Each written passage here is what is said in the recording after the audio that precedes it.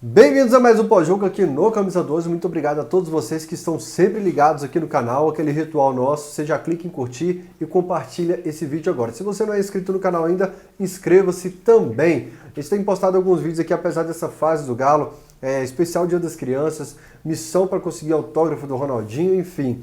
Mesmo que essa fase a gente está tentando manter um canal muito atualizado com a equipe nova que está chegando no Camisa 12 aí. Bora falar sobre Grêmio e Atlético, Atlético 1, Grêmio 4. No Independência, a gente precisaria de 3 vídeos, um para analisar que é a lógica do pós-jogo, analisar o comportamento, como foi o comportamento do time, como funcionou, o que não funcionou. A gente teria que ter uma análise sobre o treinador, quem vai, quem chega, qual o perfil legal e tal.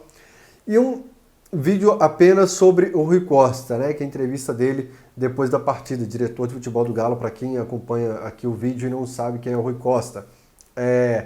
Como tem faltado tempo na minha rotina, de qualquer jeito eu vou falar lá na Rádio da Massa ou no Alterosa Esporte e talvez grave outro vídeo aqui para o Camisa 12. Mas vamos falar primeiro sobre o comportamento do time. Quando a bola rolou, a grande novidade foi o Hulk na lateral esquerda, no lugar do Fábio Santos, que estava suspenso, porque o Atlético contratou um lateral esquerdo no meio do ano e não utilizou. E um lateral esquerdo que custou muito para o clube, que é o Lucas Hernandes, nas vezes que entrou, foi muito mal. Já já a gente fala sobre a contratação dele e o que falou o Rui Costa na entrevista coletiva.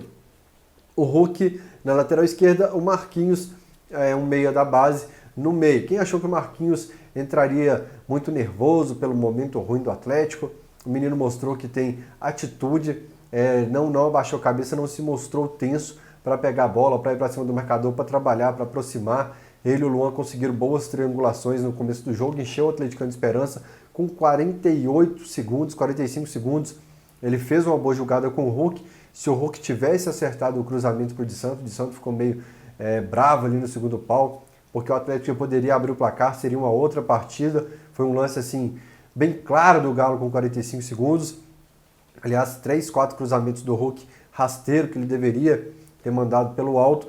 Eu acho que mesmo o Galo com 3 laterais pelo lado esquerdo, o Fábio Santos, o Hulk e o Lucas Hernandes, se o Guga estivesse à disposição do Rodrigo Santana, a melhor opção seria improvisar o lateral direito no lado esquerdo. Você vê como que tá nossas opções do lado esquerdo. Uma partida muito ruim do Hulk, que mostra que apesar das 3 opções que nós temos, nenhum deles poderia ser titular do Atlético. A gente vai ter que escolher um que a gente precisa entrar com 11 em campo, precisa ter um lateral esquerdo.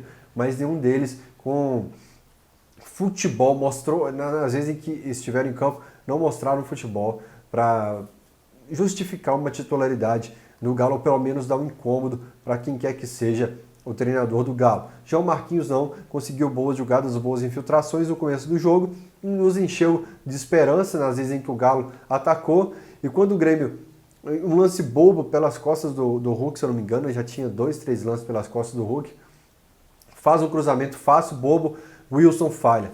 E aí outro karma nosso, o Vitor já falhou no Campeonato Brasileiro, no Campeonato Brasileiro acho que já falhou também, mas falhou na Copa do Brasil, já falhou na temporada, o Cleiton falhou contra o Corinthians e o Wilson agora. Quando o fantasma, quando a gente pisa nessa areia movediça, é impressionante como você vai afundando em vários setores do campo. Outro fator típico de time que tem crise é que toda bola respingada vai cair no pé do adversário. Bola respingada, bate-rebate na área do Grêmio, sobrava para o jogador gremista. Na defesa do Galo, sempre sobrava também para os jogadores do clube gaúcho.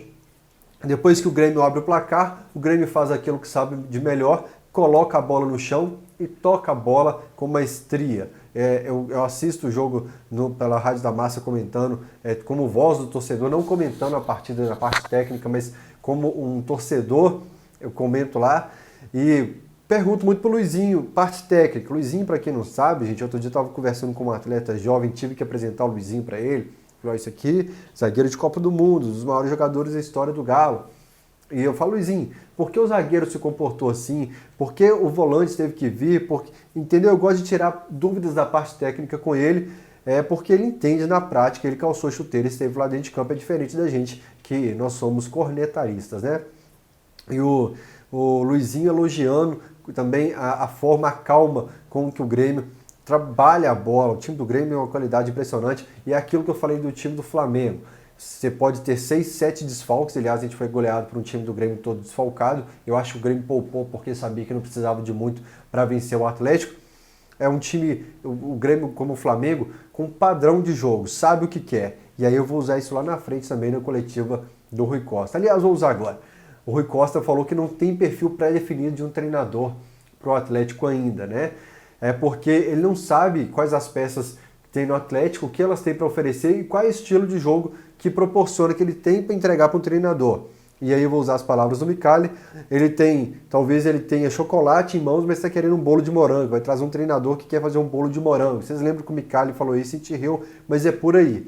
Ele não tem um perfil pré-definido de um treinador, porque ele não sabe o que tem em mãos. O próprio Rui Costa não conhece o elenco, né? E o Atlético, aliás, há muito tempo, em palavras de um jogador desse elenco, o Atlético não sabe o que quer.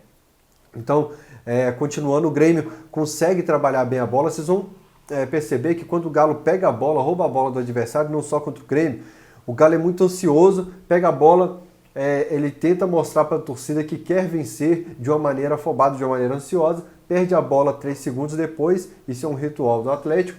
E o Grêmio não. O Grêmio trabalha, mas não é aquela forma de trabalhar a bola com aquele lenga-lenga que não produz nada. O Grêmio trabalha com qualidade e objetividade.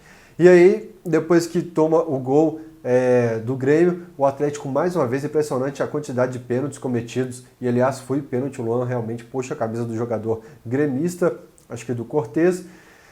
Aproveitar e falar da arbitragem, o senhor Luiz Flávio de Oliveira, apesar da péssima atuação do Galo, conseguiu ser muito ruim, porque, por exemplo, o Galo foi facilmente dominado pelo Flamengo. Nesses jogos em que o Atlético é facilmente dominado pelo adversário, o juiz não aparece muito, porque o juiz não tem como interferir numa partida em que um adversário é facilmente presa fácil para o outro time.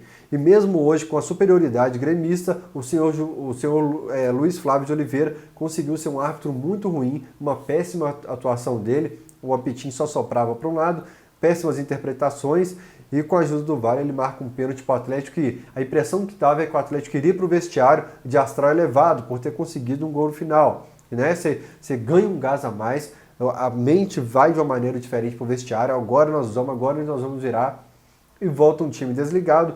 E por falar em time desligado, já falei que já comprei muita briga por causa de Casares e Luan nos vídeos em que faço, mas assim como não tenho perseguição com o jogador, batia muito no Patrick, jogou bem, elogiei Elias e Casares. Não sou amigo de jogador, não quero ter amizade de jogador, porque eu quero ter liberdade para cobrar de todos eles quando eu quiser, não quero ser brother de jogador. E aí, assim como eu elogiei Elias e Casares no final, em outras épocas, cobro muito que é um absurdo se você mantiver o Elias até o final do ano, porque é um jogador que não vai ficar no Galo ano que vem, está pouco se lixando de como vai estar a situação do Atlético ano que vem, porque ele não vai estar aqui, se vai estar na Libertadores, quem será o treinador. E chutou o balde o Elias, foi péssimo em campo, totalmente desligado, mesmo nos momentos em que o time estava ligado, o time estava buscando o Elias em sua galáxia paralela, assim como o Casares vive em uma dimensão paralela também. Então, o Casares ainda é um ativo do clube, mas o Elias não. A gente já não tem poder para ele, nem se ele quiser assinar um pré-contrato e anunciar amanhã contra o clube. Então, o Elias seria um favor para o Atlético hoje, se a gente não utilizasse ele mais. Como você sabe, eu sempre faço uma pautazinha aqui sobre o que falar nos vídeos do Camisa 12. Hoje não fiz, mas durante o jogo eu faço algumas anotações aqui, né? Anotei aqui sobre o Luan, que apesar das limitações que eu acho que o Luan tem em relação às principais peças, porque o Luan hoje foi uma das principais peças do time do Atlético. Se você comparar com as principais peças dos outros times, o Luan talvez seja inferior tecnicamente, mas um Luan que se entregou muito defensivamente, e enquanto existia futebol, enquanto existia uma certa organização do Atlético, o Luan muito prestativo no ataque também. Do lado de fora, eu vi torcedores comentando sobre a ausência dos líderes. O Fábio Santos estava lá no vestiário, em cima do vestiário, o Vitor, o Michael. Então, não faltou também essa presença dos jogadores que estavam de fora, que não estavam hoje no estádio. Então, sobre a bola rolando, foi isso. A demissão do Rodrigo Santana já deveria ter acontecido há algum tempo. Não existe isso de manter por manter, só para falar que não está trocando de técnico 3 vezes no ano. Nós vamos trocar de técnico mais uma vez, 3 técnicos por ano é a média, né, do Atlético nos últimos anos. Mostra que o Atlético não é o mesmo de quando o Sérgio Sete Câmara assumiu, ele é muito pior, ele é muito mais desorganizado e estagnado. Aliás, estagnado não, porque estagnado você pelo menos ficou no mesmo lugar, você retrocedeu. Nós voltamos agora a ter um analista de desempenho, que é o Lucas, que estava como assistente técnico do Rodrigo Santana. Ele era analista de desempenho, ele assume o time contra o CSA. Ou seja, nós voltamos a ter um analista de desempenho, assim como foi o Thiago Largue. O Atlético é uma roda gigante que volta sempre para o mesmo lugar. E o Sete Câmara repetiu em 2018. Eu lembro que o Rui ficou muito bravo com a pergunta na apresentação dele como novo diretor do Atlético, que o Atlético estava repetindo os mesmos passos de 2018 ao efetivar um técnico interino que estava no clube já. Todos os passos até o momento eles são os mesmos de 2018 e o Rui apela com uma ou outra pergunta, como foi na do Lucas Hernandes, que eu prometi que ia comentar. O Breno Galante, na apresentação do Lucas Hernandes, na apresentação seguinte, na entrevista seguinte, o Breno falou sobre trazer jogadores que não eram certeza de titularidade. O Rui ficou muito incomodado com a pergunta e falou: será que você não está se antecipando demais?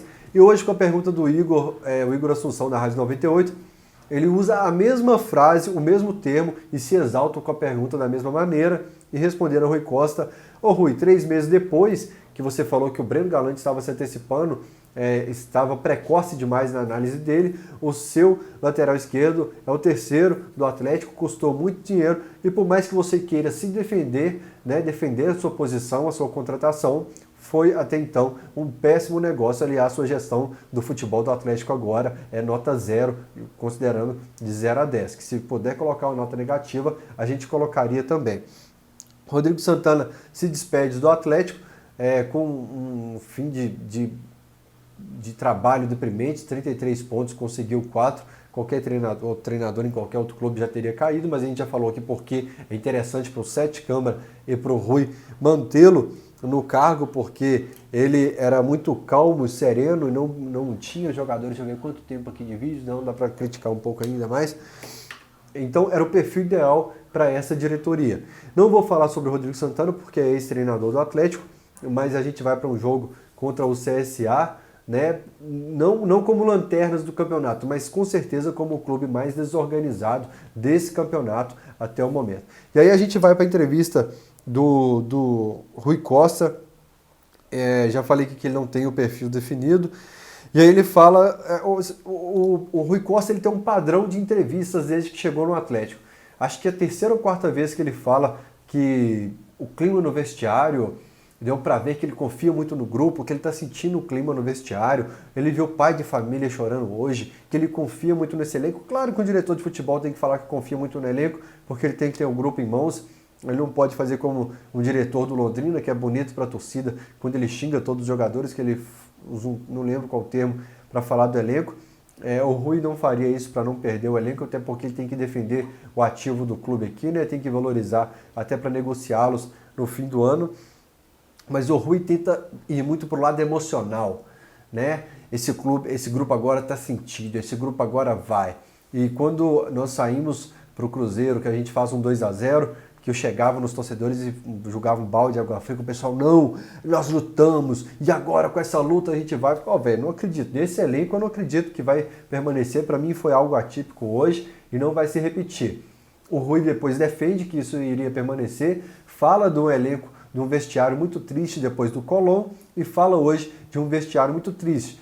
Tá parecendo novela mexicana, né? Só tem lágrima no seu vestiário, Rui Costa. Esse discurso, esse dramalhão mexicano realmente não cola mais, de que passar uma sensação para a torcida de que o grupo está sentindo e agora ele vai lutar. Não vai, até porque ele não tem capacidade técnica para isso e aparentemente não tem organização no departamento de futebol para que isso aconteça. Esse discurso de que ganha o torcedor e que agora vem com a gente e tal, a gente pode até ir, mas por outros motivos, pela instituição, pela bandeira e pela camisa, porque confiar no trabalho do presidente, do diretor de futebol, de quem tem comandado o futebol como treinador e dos jogadores não são atrativos para que o atleticano continue.